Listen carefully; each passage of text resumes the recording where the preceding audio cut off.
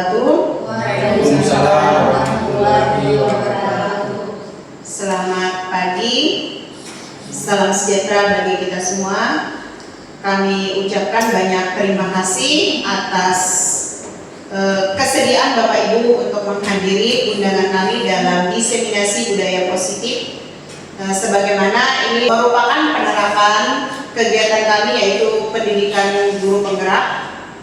Sebelumnya saya perkenalkan, saya sendiri Ibu Yana, CGP Angkatan 11, berasal dari SMP Negeri 3 Batungau, Kabupaten Pasir, dan di sebelah saya rekan sejawat sekaligus juga CGP, yaitu Ibu Siti Mukodima, CGP Angkatan 11, sama berasal dari SMP Negeri 3 Batungau, Kabupaten Pasir.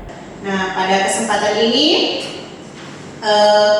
kami akan mensosialisasikan apa yang kami dapat, tapi bukan berarti kami lebih tahu ya di sini.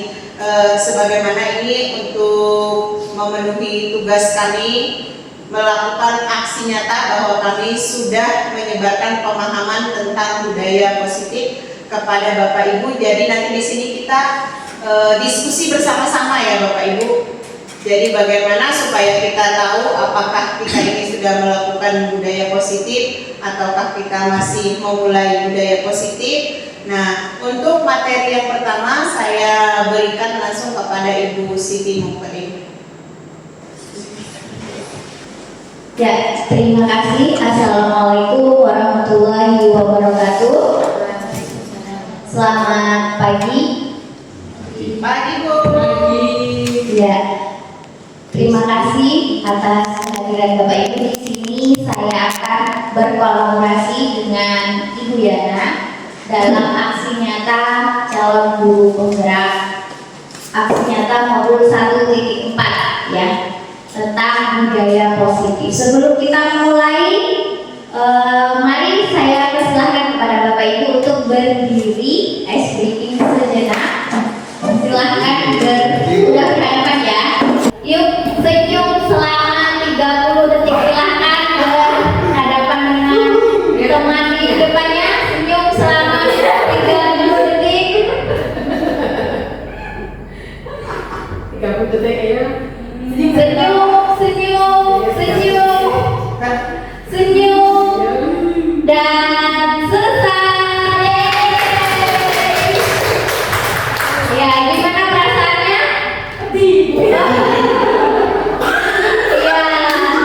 monggo silakan duduk kembali Bapak Ibu. Ya. Jadi itu merupakan awal kita melaksanakan budaya positif ya. Jadi kita senyum dulu, pasti akan menularkan senyum itu kepada orang di sekitar kita.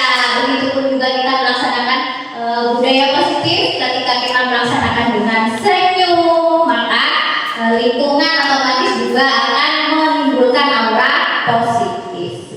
Jadi sebelum kita memasuki forum diseminasi, mari kita buat kesepakatan dulu. Nah, di sini ada kesepakatan kita bersama dalam forum kita. Boleh Bapak Ibu mengusulkan yang di sini contoh saling menghargai. Mungkin dari Bapak Ibu silahkan.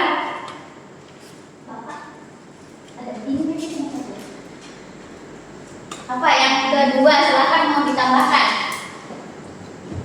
Selain kita kesepakatan selama kita melaksanakan forum ini.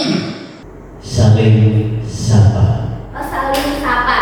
Saya mungkin ada tambahan lain. Monggo. Silakan. Mau kesepakatan yang lain sambil kita santai ya, sambil minum boleh.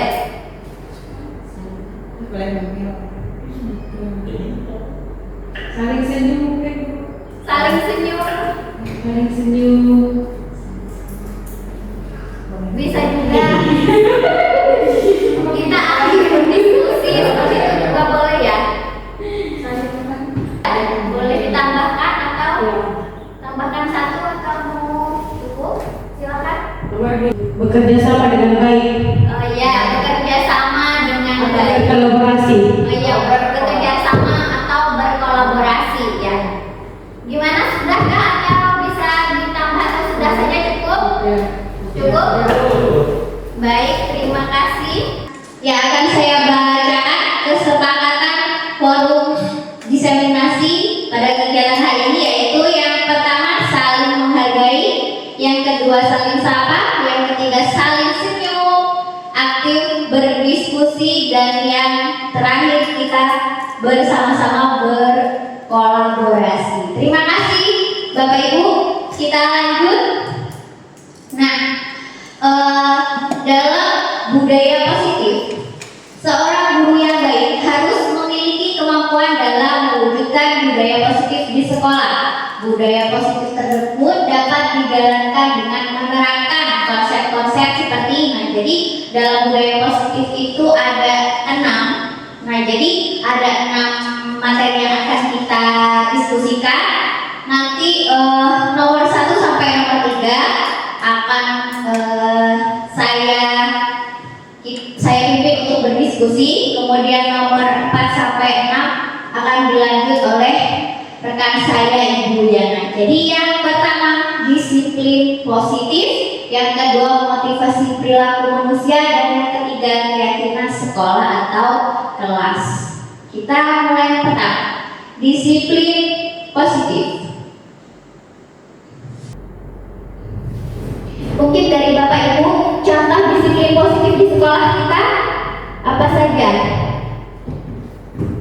Bapak Ibu mungkin Melaksanakan kerja bakti. melaksanakan kerja bakti ya. Silakan yang lain Sinanda. Disiplin Sikap saling menghormati. ya, bersikap saling menghormati. Membuang sampah pada tempatnya. Ya, betul, membuang sampah pada tempatnya ya. Jujur ya. Nah, jadi disiplin positif merupakan suatu cara penerapan yang mengajarkan kepada anak peserta didik kita untuk bertanggung jawab dan menumbuhkan kesadaran diri berdasarkan nilai-nilai kebajikan. Nah, yang Bapak Ibu sebutkan tadi merupakan nilai-nilai kebajikan: jujur, kemudian membuang sampah pada tempatnya, bekerja sama. Nah, itu merupakan nilai-nilai kebajikan yang kita mungkin sudah kita yakini bersama dalam lingkungan masyarakat.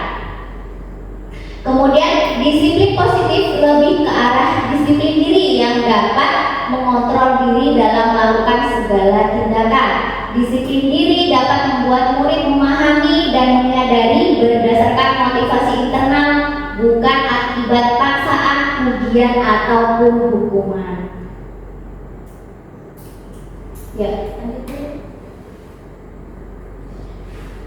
nah, di sini ada beberapa stimulus respon dan teori kontrol. Sebenarnya dalam stimulus respon itu seperti sebuah perumpamaan apa yang kita harapkan kepada peserta didik. Ternyata teori kontrol itu adalah kenyataannya. Nah, realitas kebutuhan kita semua kita sama. Jadi menurut pandangan kita, kebutuhan kita itu sama. Padahal dalam setiap individu kenyataannya dengan teori kontrol itu adalah realitas kebutuhan kita dalam satu individu dengan yang lain pasti berbeda. Yang kedua, semua orang melihat hal yang sama. Ketika melihat suatu perspektif, kita melihat seperti adalah hal yang sama. Padahal menurut teori kontrol, setiap orang memiliki gambaran yang berbeda. Kita mencoba mengubah orang agar berpandangan sama dengan kita. Kita bisa saja mempengaruhi orang lain, tetapi pada kenyataannya kita hanya berusaha bisa memahami pandangan orang lain tentang dunia. Kita tidak bisa memaksakan ya. Perilaku buruk dilihat sebagai suatu kesalahan. Biasanya kita sering melihat peserta didik melakukan perilaku buruk, kita anggap sebuah kesalahan. Padahal pada teori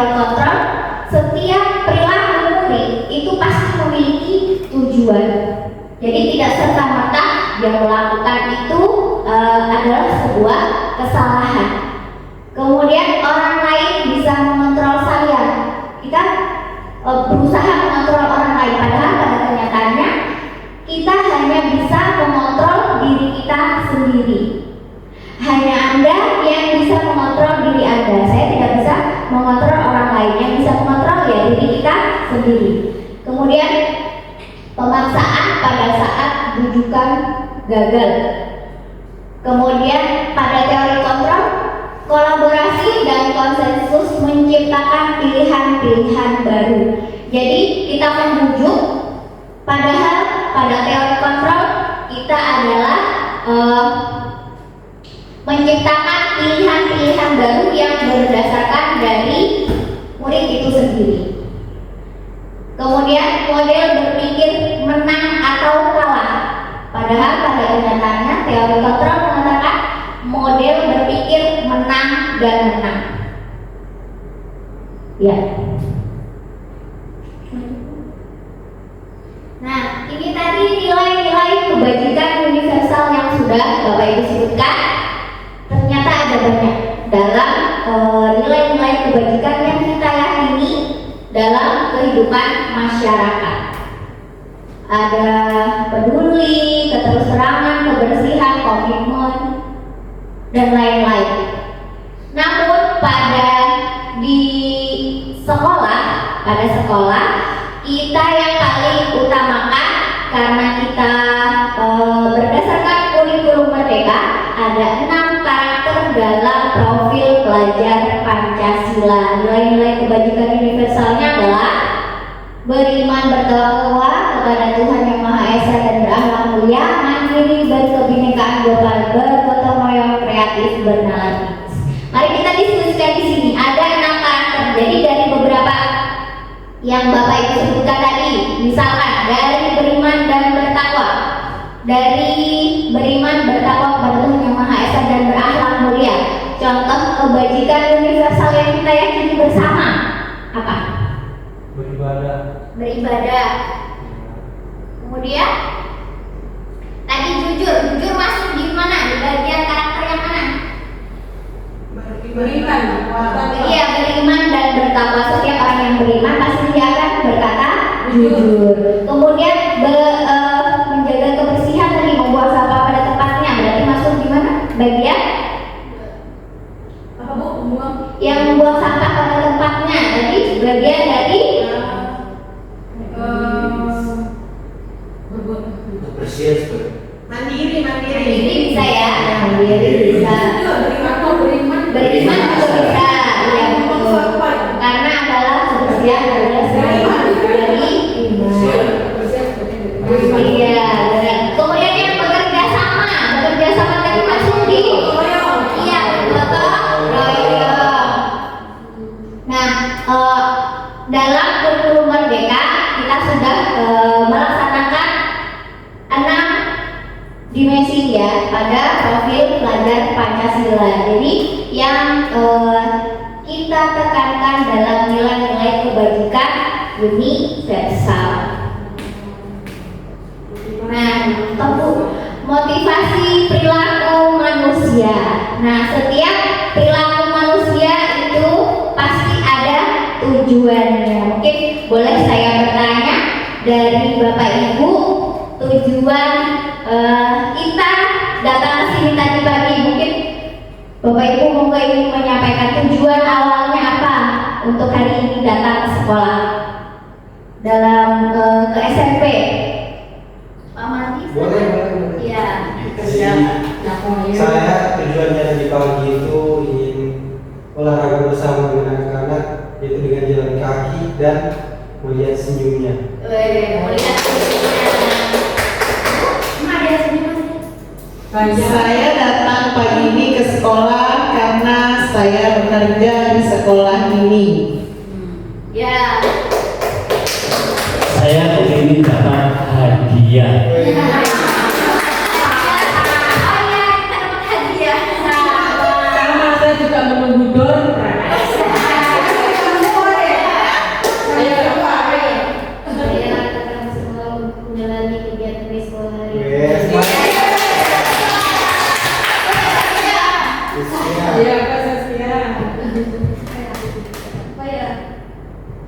Tujuan tadi ke sini Ke sekolah adalah apa? Ayo. tujuan saya ke sekolah ingin menjalani kegiatan di sekolah juga. Ya, bisa. Kalau dibahas tentang apa ya? Tujuan ke sekolah sebenarnya banyak ya. Banyak. Yang pertama itu kita dapat berbagi ilmu Ya. buat anak-anak. Itu yang menjadi utama. Mendapatkan ilmu terus kita transport ke anak-anak pertama. Terus selanjutnya sama ingin mendapat hadiah.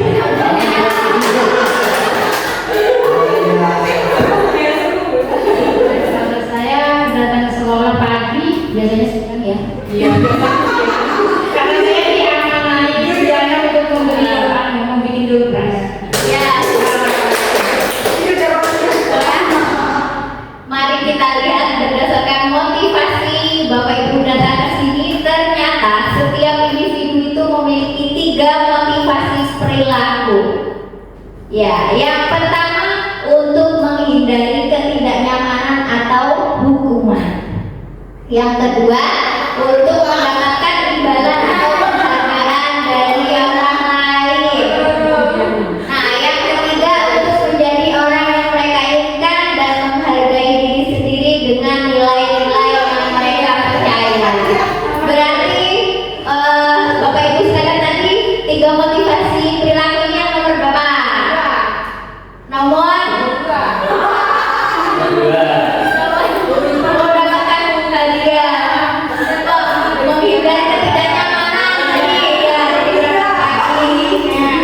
yang tujuannya bertanggung jawab untuk menghargai diri sendiri tadi, ya yang nomor 3 bonus, ya. Saya akan disebutkan.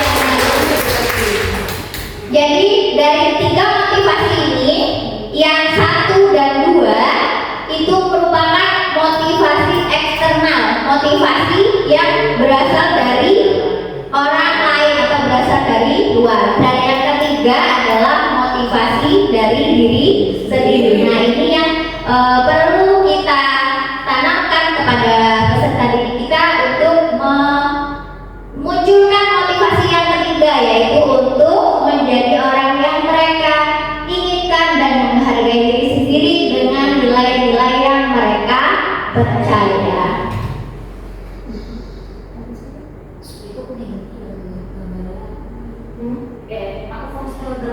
Yang ketiga yaitu keyakinan sekolah atau kelas. Di sini kita sudah melaksanakan ya keyakinan sekolah atau kelas. Menurut Bapak Ibu, keyakinan sekolah atau kelas dengan peraturan di sekolah sama atau beda? Apa Bu? Coba diulang. Menurut Bapak Ibu, keyakinan kelas, keyakinan sekolah atau kelas itu sama atau beda dengan peraturan sekolah atau kelas? Keyakinan atau peraturan sama? Saya sama. Sama. Iya. Pak Mardi, Membuat gimana? kesepakatan.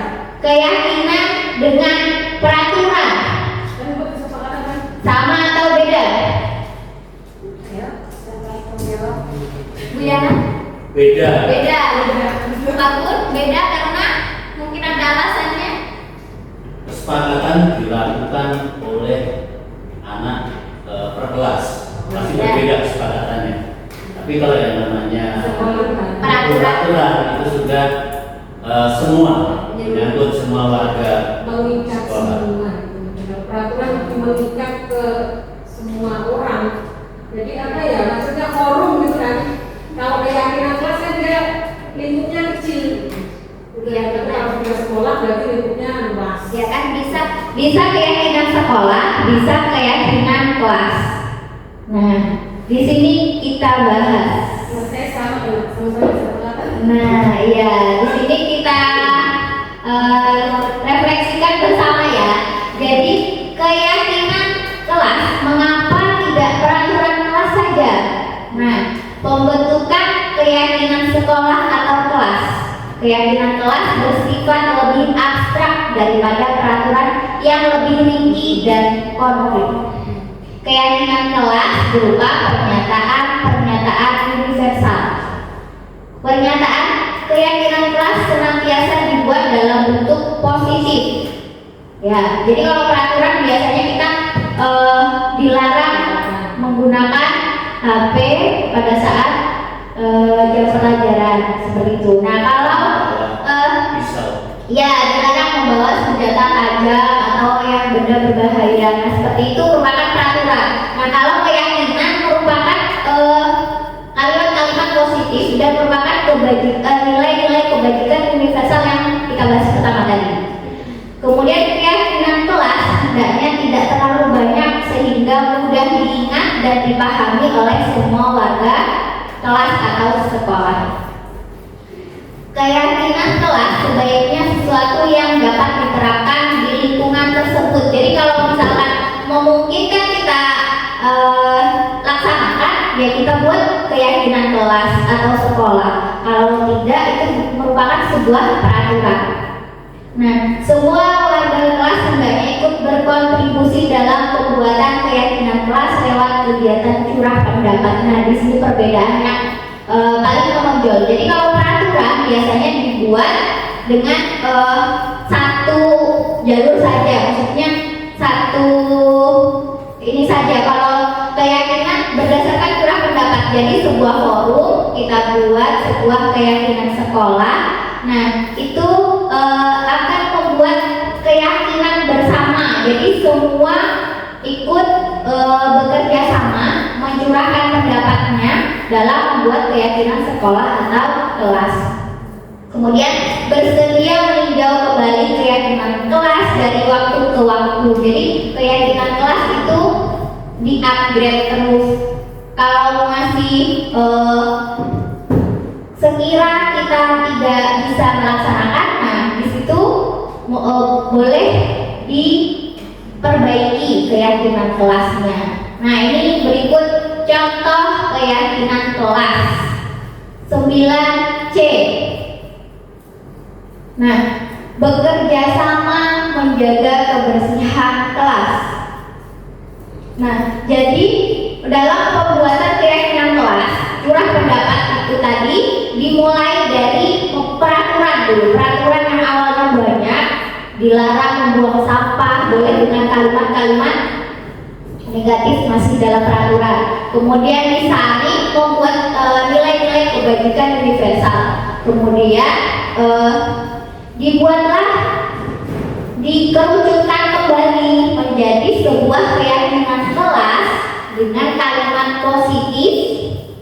Nah, dengan kalimat positif, saling peduli, menghargai dan membantu sesama lain, menjaga dan meletakkan barang sesuai tempatnya, mengerjakan tugas tepat waktu dan aktif di kelas. Jadi kalimat yang digunakan merupakan kalimat-kalimat positif dan merupakan nilai-nilai kebajikan yang kita yakini bersama di lingkungan sekolah kita atau di lingkungan kelas.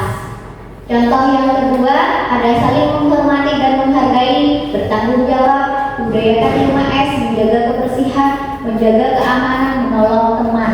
Jadi dalam satu saling menghormati dan menghargai itu sudah mencakup beberapa peraturan.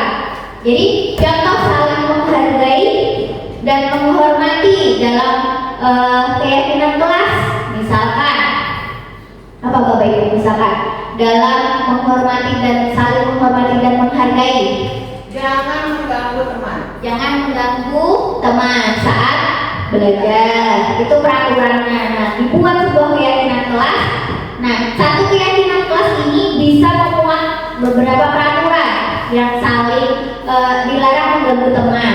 Kemudian ada lagi contoh yang lain, misalkan dalam saling menghormati dan menghargai. Menghargai pendapat teman. Nah, menghargai pendapat teman masuk dalam poin 1 ini tadi. Jangan berisik. Jangan berisik. Nah, itu sebuah peraturan masuk ke dalam satu keyakinan saling menghormati dan menghargai. Seperti itu.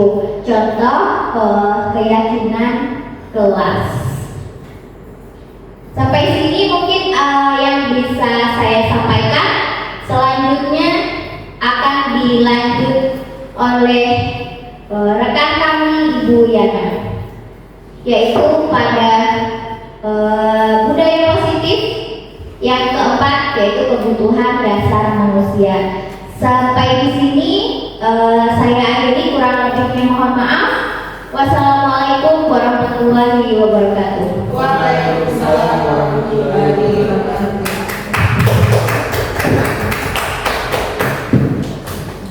Baik, assalamualaikum warahmatullahi wabarakatuh. Waalaikumsalam warahmatullahi wabarakatuh. Saya akan melanjutkan yaitu budaya positif. Sebelum saya masuk ke materi, saya ingin bertanya pada Bapak Ibu. Bapak Ibu pasti memiliki kebutuhan dasar, ya. Jadi saya ingin bertanya pada Ibu, apa kebutuhan dasar Bapak Ibu? Mungkin ada yang bisa menjawab. Makan, minum, pakaian. Pak Gun sudah menjawab makan, minum, pakaian. Silakan istirahat yang cukup, kemudian bertahan hidup. Nah, ayo apa lagi? Selain makan, minum, bertahan hidup, perlu istirahat. Nah, berkembang ya. Ada lagi. Hiburan. Hiburan, ada lagi. Traveling. Ya, nah. Apa lagi? Ayo kebutuhan apa mereka? Kebutuhan dasar manusia.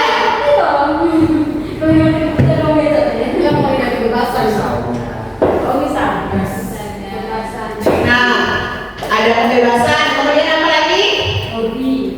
Pengen bebas, tidak mau otorikan akan disuruh-suruh kayak gitu. Tidak mau disuruh-suruh. Apa lagi? Ada yang masih punya kebutuhan selain yang sudah disampaikan? Diri. Ayo. Mempercantik diri supaya apa, Bu? Bisa senang. Baik, Bapak Ibu, setelah kita melihat, mendengar kebutuhan dasar kita, mari kita lihat ternyata kebutuhan dasar kita ada 5. Nah, tadi siapa yang menjawab kebutuhan bertahan hidup? Nah, iya benar sekali. Kita ternyata sebagai manusia kita memiliki kebutuhan dasar, yaitu kebutuhan bertahan hidup, yaitu seperti yang disampaikan Pak Gun tadi, kita perlu makan, minum, dan pakaian. Kemudian tadi ada juga yang menjawab saya perlu kebebasan. Ternyata kebebasan itu juga merupakan kebutuhan dasar manusia. Nah, ada tadi yang perlu, misalnya Bu, saya mau traveling. Traveling itu berarti masuk apa? Kesenangan. Nah, kemudian tadi ada yang dia mau mempercantik diri. Berarti mempercantik diri itu masuk di mana? Kasih sayang.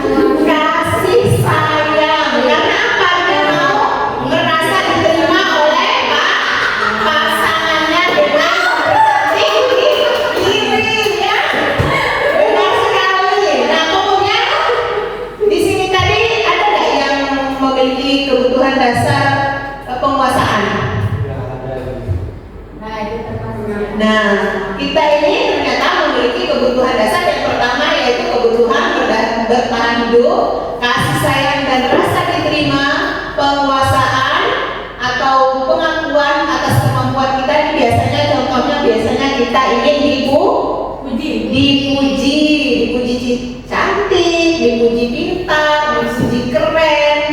Ya, jadi kita jangan heran Bapak Ibu kalau melihat anak murid kita, memang mereka ingin dipuji keren, cantik, karena itu merupakan kebutuhan dasar mereka yang harus kita penuhi. Nah, kemudian ada kebebasan. Kebebasan ini adalah kebutuhan akan pilihan.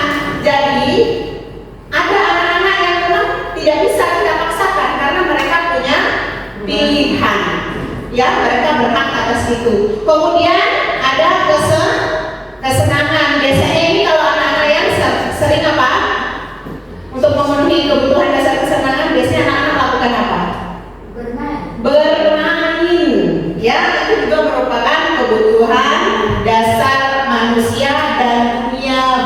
kualitas. Nah, selanjutnya kita ke posisi kontrol, ya. Di sini kita akan melihat kita termasuk yang mana. Seandainya ada kasus anak datang terlambat ke sekolah, apa yang Bapak Ibu lakukan? Silakan. Menanyakan dulu kenapa dia bisa terlambat. Menanyakan dulu kenapa dia bisa terlambat. Yang lain?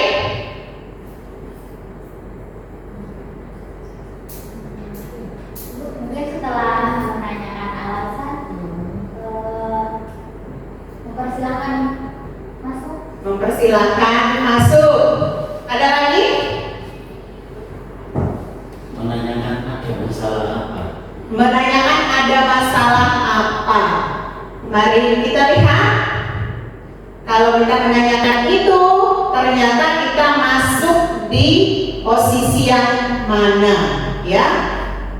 Jika kita masuk ke posisi penghukum, nah ini biasanya seorang penghukum bisa menggunakan hukuman fisik maupun verbal. Orang-orang yang menjalankan posisi penghukum senantiasa mengatakan bahwa sekolah memerlukan sistem atau alat yang dapat lebih menekan murid-murid lebih dalam lagi. Guru-guru yang menerapkan posisi penghukum akan berkata, nah kalau ada murid yang terlambat, dia akan mengatakan, patuhi aturan saya atau awas.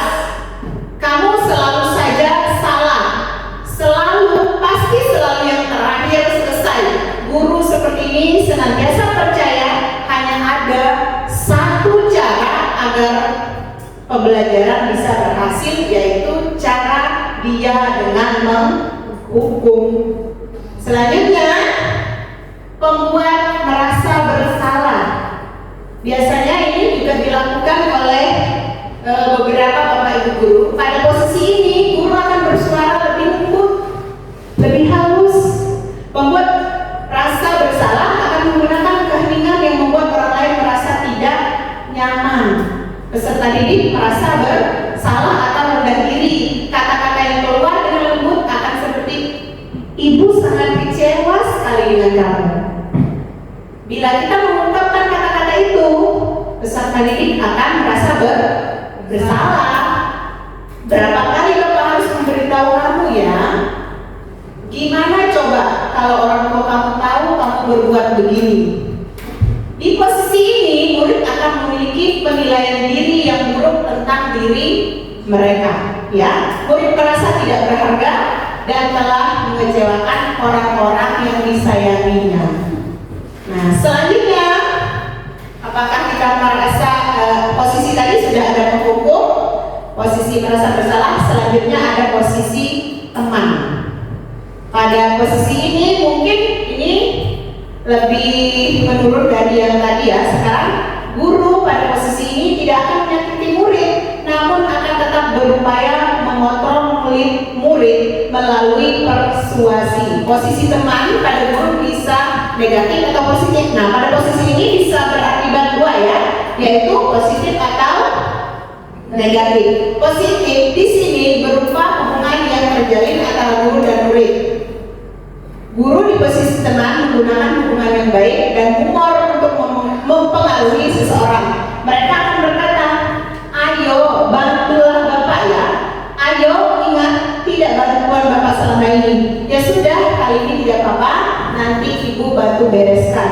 Hal negatif dari posisi teman adalah bila suatu saat guru tersebut tidak membantu, maka murid akan kecewa dan berkata, saya pikir Bapak itu teman saya. Murid merasa dikecewakan dan tidak mau lagi berusaha. Hal lain yang mungkin timbul adalah murid akan tergantung pada guru tersebut. Itu apabila kita berposisi teman terhadap murid.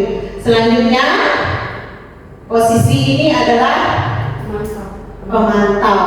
Biasanya, nah, ini mungkin juga sering saya lakukan terhadap murid. Kalau saya merasa saya sering di posisi ini, memantau, berarti mengawasi pada saat kita bertanggung jawab atas perilaku orang-orang yang kita awasi. Posisi pemantau berdasarkan pada peraturan-peraturan dan konsekuensi. Dengan menggunakan sanksi konsekuensi, kita dapat memisahkan hubungan pribadi kita dengan murid. Sebagai seorang yang menjalankan posisi pemantau, biasanya kita akan mengatakan pada murid peraturannya apa bila murid melakukan kesalahan, apa yang telah kamu lakukan, sanksi atau konsekuensinya apa. Ini biasanya kita tanyakan pada peserta didik apabila kita di posisi pemantau. Seorang pemantau sangat mengandalkan perhitungan catatan data yang digunakan sebagai bukti atas perilaku seseorang.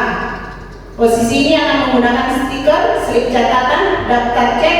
Posisi pemantau sendiri berasal dari teori stimulus respon yang tadi dijelaskan oleh rekan saya Ibu Siti Mukarima, yang menunjukkan tanggung jawab guru dalam mengontrol murid. Ya, selanjutnya kita masuk ke manajer. Ini adalah posisi terakhir. Manajer adalah posisi di mana guru berbuat sesuatu bersama dengan murid, mempersilahkan murid mempertanggungjawabkan perilakunya, mendukung murid agar dapat menemukan solusi atas permasalahannya sendiri. Seorang manajer telah memiliki keterampilan di posisi teman maupun pemantau, dan dengan demikian bisa jadi di waktu-waktu tertentu kembali kepada kedua posisi tersebut bila diperlukan. Namun, bila kita menginginkan murid-murid kita menjadi manusia yang merdeka, mandiri dan bertanggung jawab, maka kita perlu mengacu kepada restitusi yang dapat menjadikan murid kita sebagai manajer bagi dirinya sendiri. Jadi, silakan nanti Bapak Ibu kita merefleksikan diri kita sendiri, kita berada di posisi mana? Penghukum, pembuat merasa bersalah, teman, atau pemantau, dan yang terakhir adalah manajer.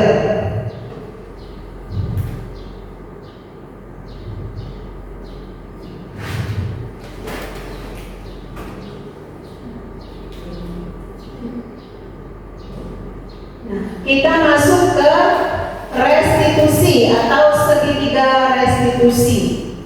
Di sini di segitiga restitusi itu kita dalam menangani peserta didik, yang pertama kita bisa melakukan menstabilkan identitas, memvalidasi tindakan yang salah, dan menanyakan keyakinan.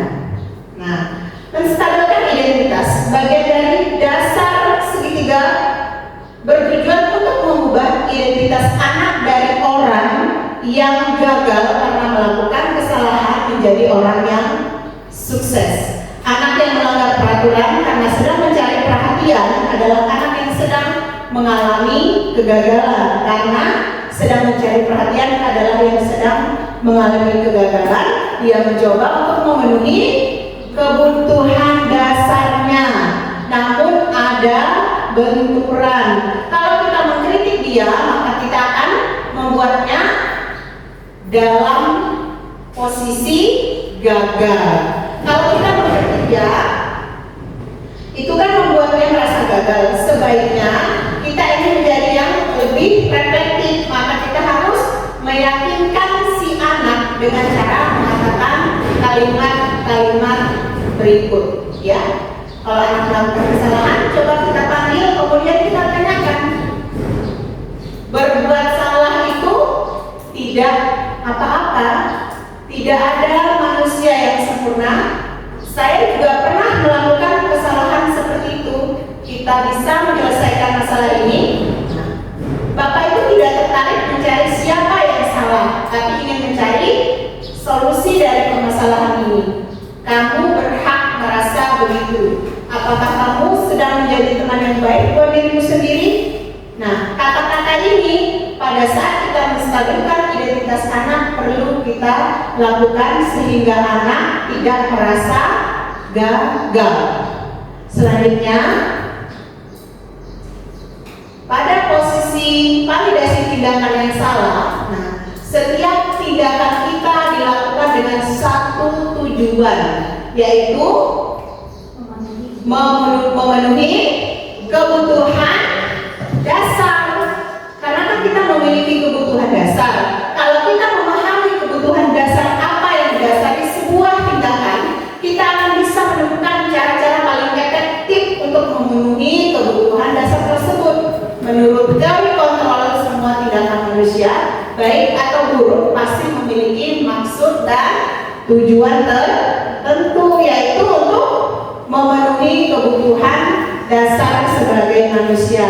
Seorang guru yang memahami teori kontrol pasti akan mengubah pandangannya dari teori stimulus respon ke cara berpikir proaktif yang mengenali tujuan dari setiap tindakan. Kita mungkin tidak suka sikap seorang anak yang terus-menerus merengek, tapi bila sikap itu mendapat perhatian kita, maka kita akan telah memenuhi kebutuhan anak tersebut. Kalimat-kalimat yang bisa kita ucapkan pada anak sehingga nanti pada saat ini nada kita itu tidak menghakimi, tapi memvalidasi kebutuhan mereka.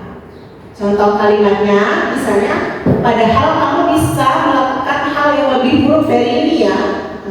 Kamu pasti punya alasan mengapa melakukan hal itu. Kamu patut bangga pada dirimu sendiri karena kamu telah melindungi sesuatu yang penting buatmu. Kamu boleh mempertahankan sikap itu, tapi kamu harus menambahkan sikap yang baru. Nah, biasanya guru menyuruh anak untuk menghentikan sikap yang tidak baik, tapi teori kontrol menyatakan bahwa rasa itu tidak manjur. Mungkin tindakan guru dengan memvalidasi sikap yang tidak baik seperti bertentangan dengan aturan yang ada. Namun sebetulnya tujuannya untuk menunjukkan bahwa guru memahami alasan dibalik tindakan murid. Kalau murid melakukan kesalahan, kita memvalidasi saja Bapak Ibu. Kita akui kesalahannya dan hal itu menurut kita adalah hal yang wajar. Karena apa? Supaya dia merasa bahwa tindakannya ini tidak dianggap sebagai kegagalan untuk dia, tapi kita bisa memperbaiki dari kesalahan yang dibuat oleh peserta didik. Selanjutnya, karena kita sudah melakukan validasi tindakan, kita kembali ke posisi ketiga, yaitu menanyakan keyakinan. Tadi sudah disampaikan oleh rekan saya, kita memiliki keyakinan yaitu nilai-nilai kebajikan, nilai-nilai universal. Nah, dari sini teori kontrol menyatakan bahwa kita pada dasarnya termotivasi secara internal ketika identitas sukses telah mencapai langkah 1 dan tingkah laku seolah-olah salah telah divalidasi di langkah 2, maka anak akan siap untuk dihubungkan dengan nilai-nilai yang dia percaya dan berpindah menjadi orang yang dia inginkan. Bukan guru yang menginginkan ya, tapi peserta didik tadi yang bersalah, dia menginginkan apa? Nah, pertanyaan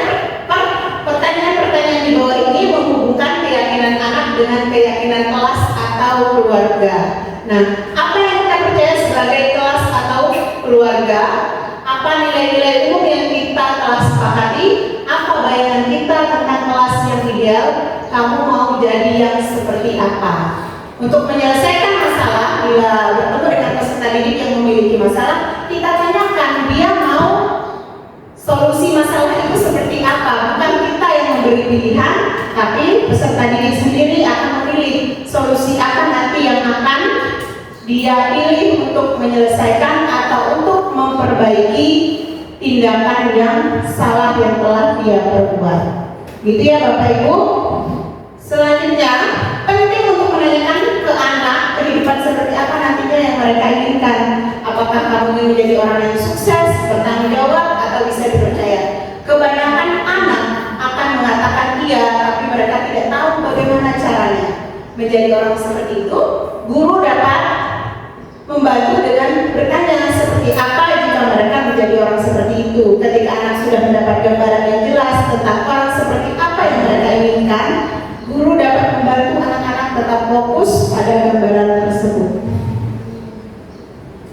Nah, materi yang saya sampaikan sampai di sini.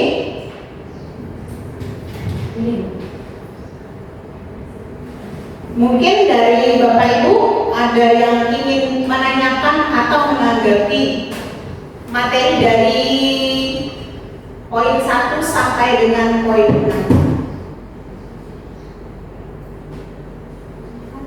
Silakan Bapak Ibu. Atau langsung kita berikan refleksi Bapak Ibu, ya. Terima kasih atas kesempatannya kepada Bu Yana dan Ibu Kota. Tadi kan menyampaikan mengenai tipe-tipe guru, sambil merefleksi diri juga kan.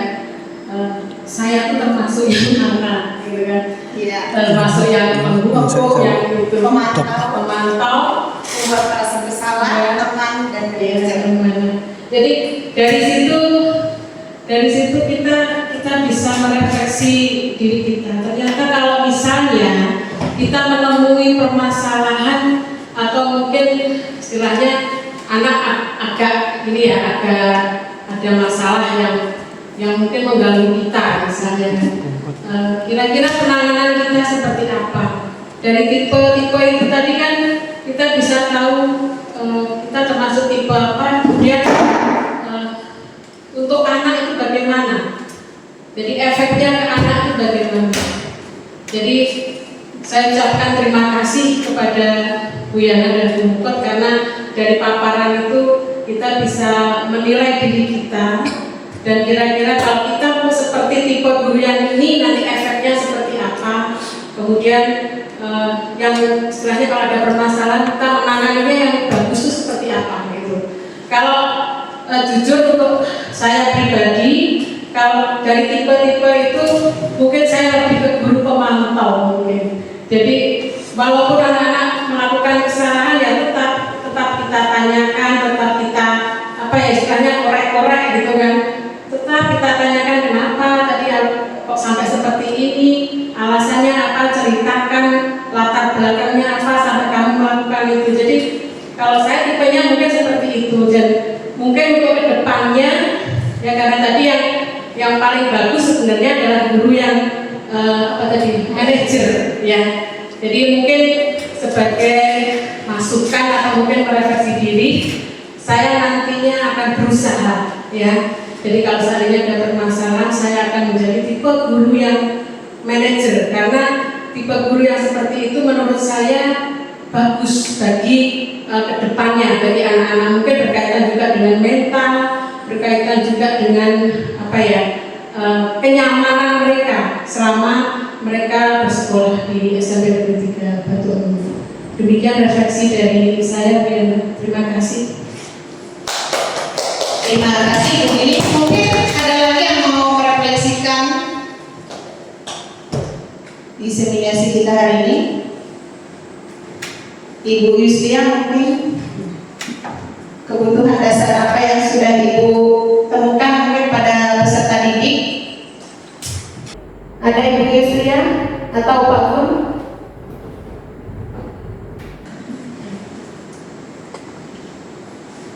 Terima kasih atas kesempatan yang sangat luar biasa hari ini. Saya secara pribadi sangat salut dengan Ibu Mukot dan Ibu Yana yang saya katakan sangat salutnya begini. Ini salah satu membuka satu wawasan bagi guru. Tipe guru yang mana yang paling baik ya. Dan mudah-mudahan lewat hal yang seperti ini kita mampu untuk mengubah diri ya. Kalau yang saya rasa yang paling baik itu adalah semua kesatuan itu kita rangkum dan kita lakukan yang terbaik, karena kita nggak bisa memilih salah satu karena ada plus minusnya. Secara pribadi saya juga pernah menjadi, bukan sombong diri ya, pernah menjadi seorang manajer. Yang sangat diperlukan itu adalah ada yang namanya POA. POA itu adalah singkatan, ada planning, organizing, evaluating dan controlling. Jadi ada 4 ini yang harus kita lakukan secara bersama kalau ingin menjadi guru yang baik. Kalau pada saat itu saya menerapkan di satu perusahaan, karena saya memimpin, itu saya terapkan dan luar biasa, penjualannya itu sangat naiknya drastis. Dan saya yakin kalau kita sebagai guru itu sama dengan menjadi seorang manajer. Jadi seorang manajer yang baik harus mengetahui keperluan seorang siswanya. Jadi ada poinnya, pelajaran apa hari ini, apa yang harus saya sampaikan, apa yang harus saya berikan. Kalau ada hal seperti ini, apa yang harus saya lakukan? Nah itu organisasinya, diorganisasikan, diorganisasikan dengan baik, direncanakan, diorganisasikan, dan dilakukan dengan baik. Mungkin sedikit aja yang terakhir, kontrol itu penting sekali.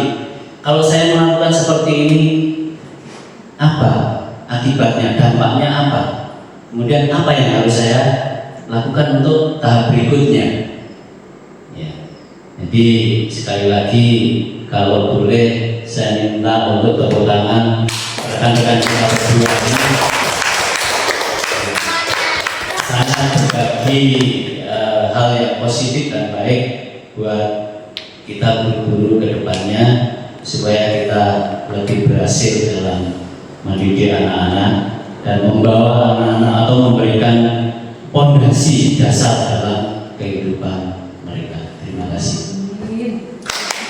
Terima kasih luar biasa sekali apa yang Pak Gun sampaikan.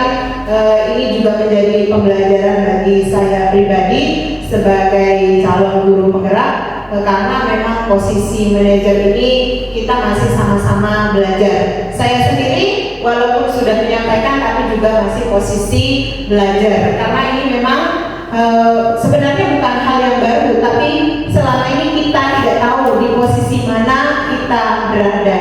Ternyata tujuan atau level tertinggi dari teori kontrol itu adalah manajer. Karena memang sebagai guru itu kita tidak bisa lepas sebagai teman. Kadang kita berposisi sebagai teman, kadang-kadang kita juga memantau peserta didik. Tapi kedua posisi ini memang harus dikuasai dalam posisi manajer. Pada akhirnya posisi manajerlah yang menjadi level tertinggi kita dalam 5 posisi kontrol menjadi guru. Mungkin ada lagi yang ingin merefleksikan dari teman-teman atau bapak ibu guru yang lain? Sudah cukup? Kalau cukup, nah, terima kasih kepada bapak ibu guru karena sudah meluangkan waktu dan telah berkolaborasi dalam diseminasi budaya positif yang saya sampaikan bersama rekan saya. Nah, salam guru penggerak dari kami yaitu tergerak, bergerak, menggerakkan. Ada yang disampaikan? Ya, terima kasih atas kehadiran dan waktunya. Dari kami cukup sekian, kurang lebihnya mohon maaf. Wassalamualaikum warahmatullahi wabarakatuh. Waalaikumsalam.